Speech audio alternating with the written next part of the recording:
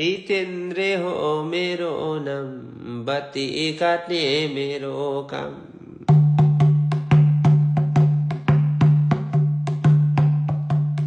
जनतालाई फसाई व्यापारीलाई हँसाई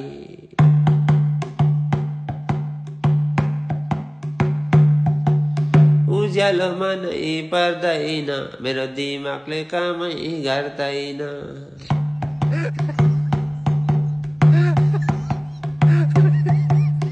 त्यसैले त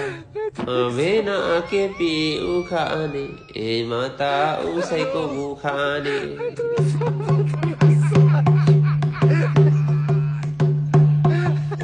खानु त कुनै खाने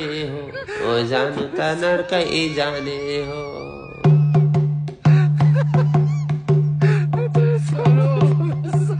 यात्रामा धेरै रमाउँदै भिनाजुको काटो समाउँदै